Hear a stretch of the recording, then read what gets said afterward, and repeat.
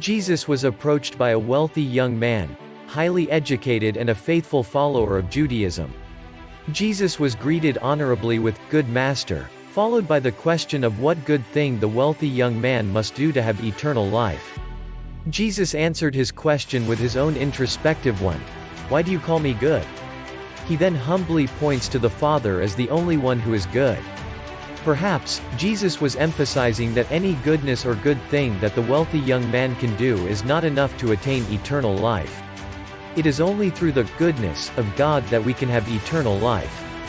Jesus tells the wealthy young man in a straightforward manner to keep the commandments if he wants to have eternal life.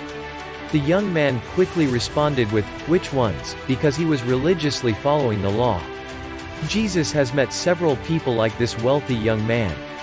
He has been surrounded by these religious Pharisees, who kept testing him with the law, legalistic teachers of the law who had taken for granted the more important matters of the law, which are justice, mercy, and faithfulness.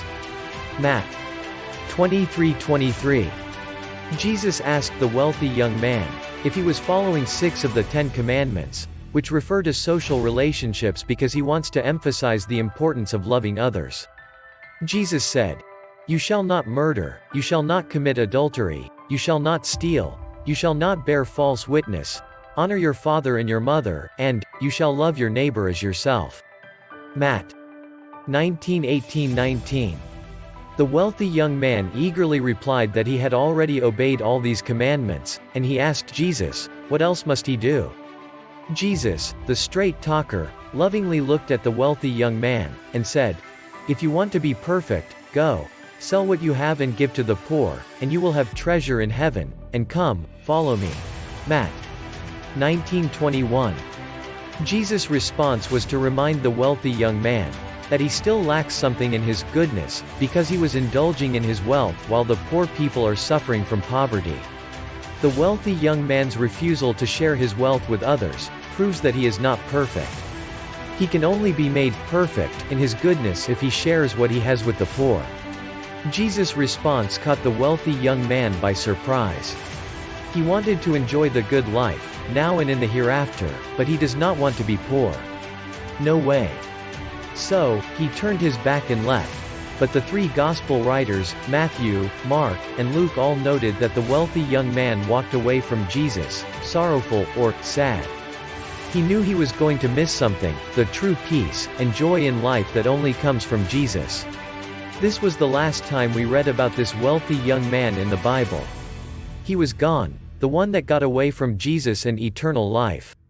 He sought Jesus, but he was not looking for him. He was looking after his own self.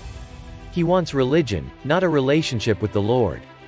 Paul reminds us in Ephesians chapter 2 verse 8 that it is by grace you have been saved, through faith, and this is not from yourselves, it is the gift of God. Doing good things, or being good, will not guarantee us eternal life in heaven. The only way is faith in Jesus Christ, who is the way and the truth and the life, who said, "No one comes to the Father except through me." John chapter 14 verse 6. Jesus' requirement that the wealthy young man give up his wealth to attain eternal life does not apply to you and me. He specifically directed it to this wealthy young man who thought that he had everything, including his wealth, to enter heaven and enjoy everlasting life. What Jesus calls us to when he invites us to follow him is a life surrendered to God in obedience, because to obey is better than sacrifice. 1 Sam 15:22. God does not want our wealth, he owns everything, but he wants to be honored with what we have. He wants to be acknowledged that he is the provider of our lives and everything we need, not our own wealth. May this gem of truth light your path in your walk with Jesus. Life stories from the Bible, presented by Pastor Mercy Pascual, 5 Loaves and 2 Fish Outreach Ministry.